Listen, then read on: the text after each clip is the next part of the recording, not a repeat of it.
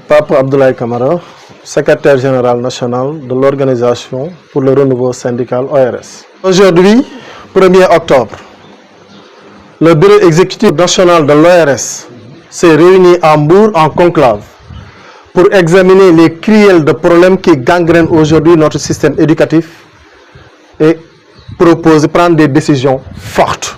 Le premier problème déjà distingué et partagé par tous, c'est notre indignation affichée par rapport à la situation dramatique de nos camarades décisionnaires. Toutes les organisations de l'enseignement étaient en conclave en 2024 à Mbour et le pacte était fort. Tout le monde était d'accord que c'était une injustice inconcevable et qu'il fallait passer directement à la modification des décrets. Aujourd'hui, on nous parle de seconde lecture. C'est une supercherie politique qu'on ne peut pas accepter. Il faut obligatoirement, et nous l'exigeons, la publication des décrets modifiés avant fin octobre. Sinon, l'ORS s'engage avec le collectif des décisionnaires pour mener le combat, poser des plans d'action de grève et paralyser le système. Parce que nous ne pouvons pas laisser l'injustice prospérer. C'est contre l'éthique, c'est contre la dignité des enseignants. Et nous ne pouvons pas l'accepter. Et dans cette même élan, il faut le dire, le constater et le déplorer, nous sommes affligés par la position assez laxiste, le mutisme coupable du G7 qui n'a pas pris véritablement les mesures qu'il faut pour mobiliser toutes les organisations responsables autour de cette question, paralyser le système et exiger tout de suite un règlement définitif de la question des décisionnaires et abréger leur souffrance.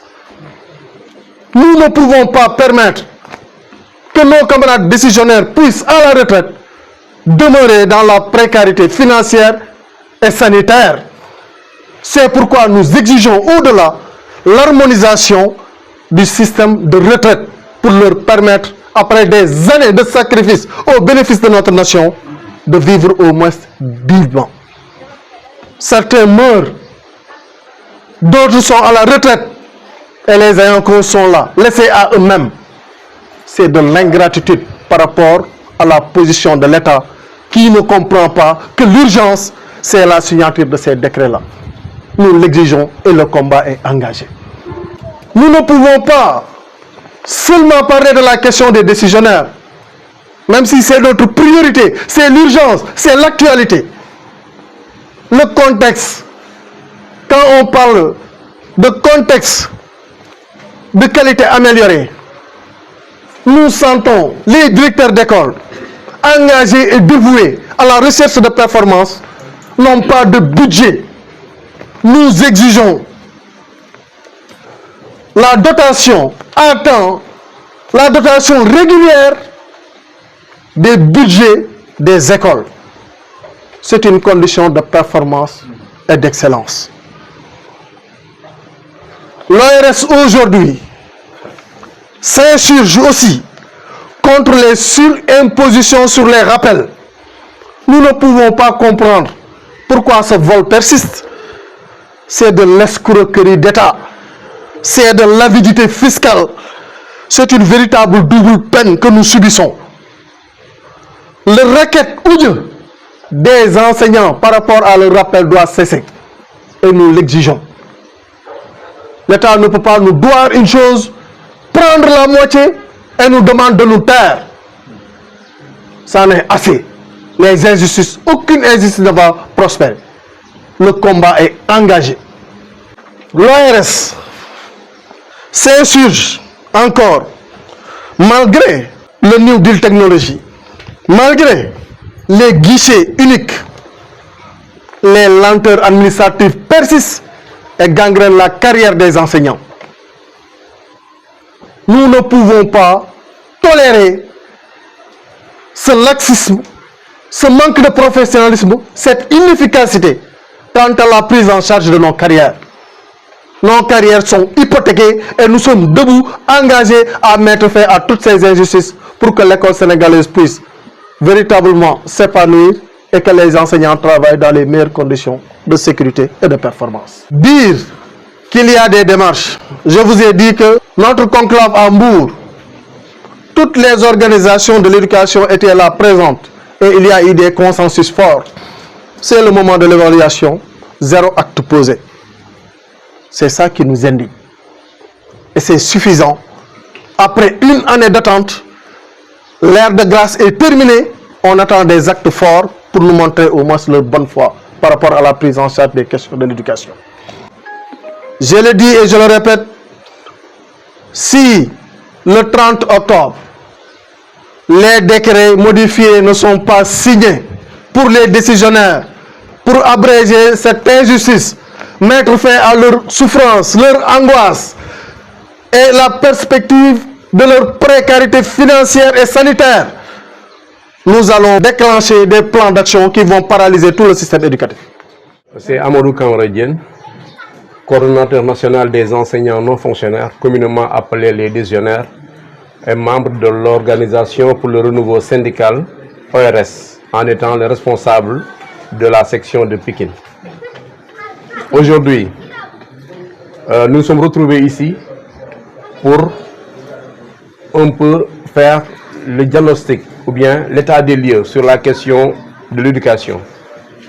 Nul n'est censé ignorer que l'épine dorsale de l'éducation présentement, c'est la question des décisionnaires. Notre secrétaire général national l'a dit tout à l'heure. Le ministre de l'Éducation nationale avait dit que c'est une question lancinante. Il n'avait pas de solution. C'est pourquoi il a convié tous les acteurs de l'éducation à un forum à Saly les 27, 28 et 29 août 2024 pour qu'on l'aide à trouver des solutions. De ce forum est sorti des décisions fortes. Il fallait un peu revoir les décrets 74-347 et 2006-392 qui allaient un peu songer le devenir de ces enseignants décisionnaires. Même si ces deux décrets-là ne suffisaient pas, il fallait un commencement. Et le commencement, c'était de lutter contre cette injustice que le président lui-même avait qualifiée de lancinante. Maintenant, depuis le 17 janvier 2024, l'État avait annoncé à qui voulait l'entendre qu'ils avaient trouvé une solution par rapport à cette question-là. Mais jusqu'à présent, ces décrets restent dans les tiroirs, alors qu'on sort des décrets, par exemple, sur les lanceurs d'alerte sur n'importe quoi, et c'est comme si on ne donnait pas la priorité à l'éducation. On parle de lenteur administrative. Je vous rappelle qu'il y a des décisionnaires qui sont restés 10 ans sans changer de corps parce que tout simplement on a bloqué leur dossier en attendant d'hypothétiques décrets. Il est temps que cela cesse. J'appelle tous les enseignants, en priorité les décisionnaires, de se tenir prêts parce que vraiment trop c'est trop.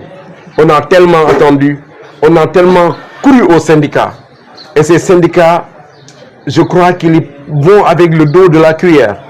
C'est l'occasion ou jamais que les syndicats qui nous représentent nous montrent que cette question d'injustice, qui est la question des décisionnaires, est une question nodale et qu'il faut trouver une solution urgente par rapport à cette question-là. Parce que les décisionnaires sont en train de mourir à petit feu.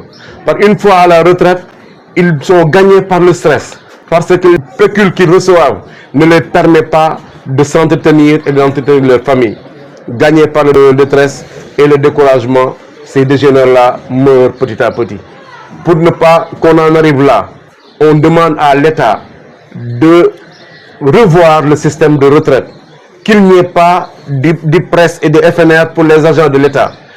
Ils ont le même employeur, ils doivent avoir le même système de retraite. Donc nous exigeons que les syndicats se tiennent debout et portent le combat.